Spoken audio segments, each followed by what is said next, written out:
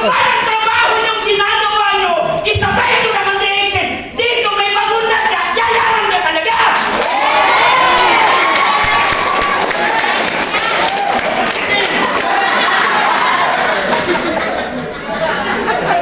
Pangatlo!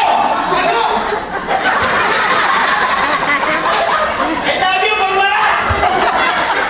Kaya kasama rin yun eh. Pangatlo po ay disiplina at diskarte. Dito tayo manalo. Kasi bakit? Ang DXN ay gawa na, ano ba bang hinahanap nyo? Ang ganda ng opisina. Magdadala ka ng tao dito. May magpapaliwanag. Pag napaliwanagan, nag-member, sino kumita? Di ba ikaw? Sino paliwanag? Di ba kami? Tapos nagdala ka ulit. Kami na naman nagpaliwanag. Sino na naman kumita? Di ba ikaw na naman? Sino paliwanag? Di ba kami? Oh, hindi kayo nakakaya yun. Kami yung papaliwanag na kumikita. Di ba? Kaya diskarte at saka disiplina sa sarili. Pag alam mo namang maganda ang product, huwag mo namang gagawin to. Yung halimbawa ikaw nagpapaliwanag, maganda yung aming company, maganda yung product, paano naman sigarilyo mo? Walang disiplina, di ba? Tapos sasabihin mo, alam mo, ganda yung product mo.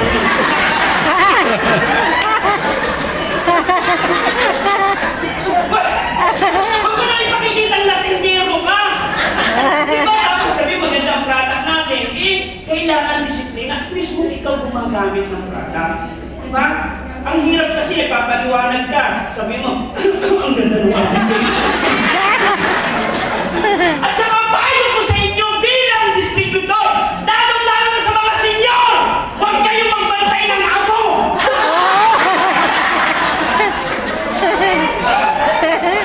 Diba? Diskarte yan! Hindi kayo bibigyan ng anak nyo! Tama. Di ba, Nay? Diba, kaya nga sabi ko sa'yo, realidad ng buhay, gusto mo umangat sa buhay, dapat lahat itinatakwil mo kasi ang DXN ay totoo. No? Tingnan nyo mga nasa harap na yan. Halos lahat nagsi-6 digit yan. Ito. 60. Oh. O yan, tingnan mo. Diba? Kaya nga sabi ko yung mga kalahi ko yan.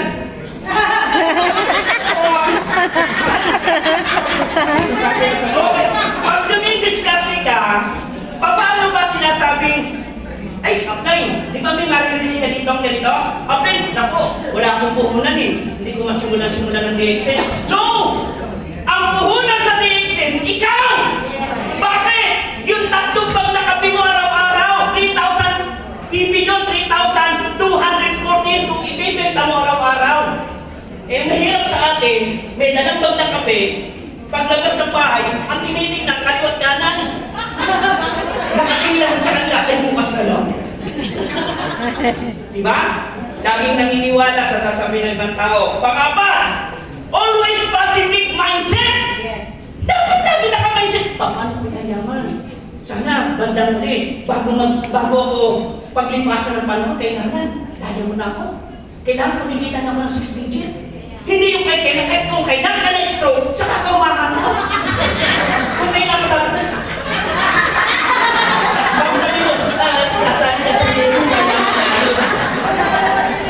mahirap yun, di ba?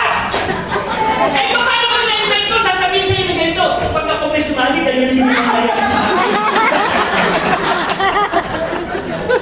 Kaya tingnan mo, ikaw yung gumagawa ng problema sa sarili mo. Samantalang, pag ikip positibo, bawat galaw mo, hindi ka nagre-reklamo.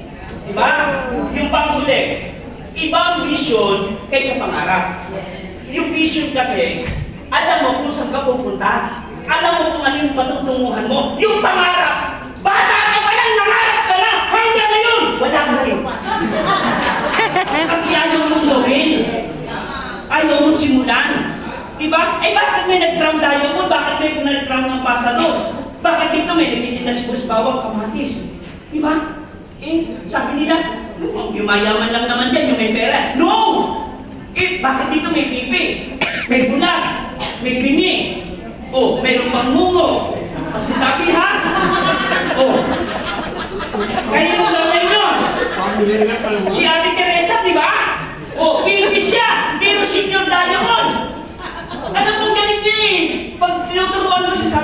Anong ginagawa ko nagbebenta ka? Kasama niya yung 18 anyos niyang anak. Nangangatok lang siya ng baka. Pag kumakatok siya, tapos siya yung magmumustra, bibigyan niyo kami,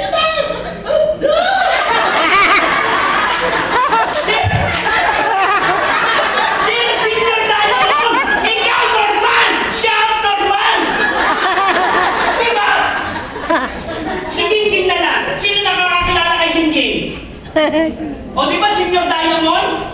O putol lang kamay, putol lang paka. Pero 35,000 ang cheque. Wow. O, gusto mo na kumita ng 35,000? Putulin na lang.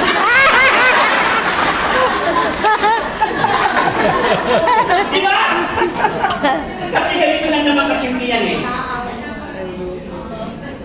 Hindi ko kasi ako tumingin sa mga taong nawala sa DXN. Hindi po ako nagtanong sa mga taong hindi ginawa DXN. Ang tinignan ko, siya primera. Diba? Tingnan ko siya. Pare-pares na kami ng trabaho eh. At saka, sabi ko, magsasakses ako. Kung sa itsura, naman ako.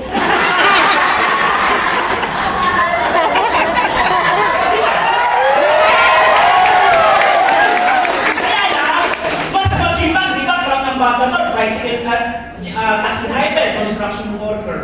Alam sa totoo lang po, ang naging susi ko lang sa pag-DXN, yung araw-araw po kumakausap ka na ng tao. Yung araw-araw po nasa labas ka, araw-araw nagbebenta. At sinukunin niyo yung hiya sa katawan niyo. Lagi ko sinasabi sa mga grupo ko, kung gusto mong yumaman, piliin mo lagi ang ikaw ay mapahiya. Kasi pag napapahiya ka, may pag-aseso ang buhay mo. Diba? Ganun lang simple. Kaya welcome po sa Sursugon. Ate, welcome sa Bawan. No, hataw po tayo. Wini-welcome po kayo. Bukas po, punta kayo ng Putatan. Sa may center po ng Putatan. Ako po yung speaker doon. Welcome po kayo lahat. Hindi kayo mapapahiya. No? Siya po ang may-ari, si Ate Arceli. Yan. Kasi po may grupo ako doon. Kaya tuwing linggo doon po ako. Diba? Sa Pasay naman po, tuwing Merkules, at tuwing Lunes, Merkules at Friday. Welcome po kayo kahit sino ho. Welcome po kayo dun sa Pasay. Okay? Thank you po! Maraming salamat! Maraming salamat po sa inyo lahat! Salamat!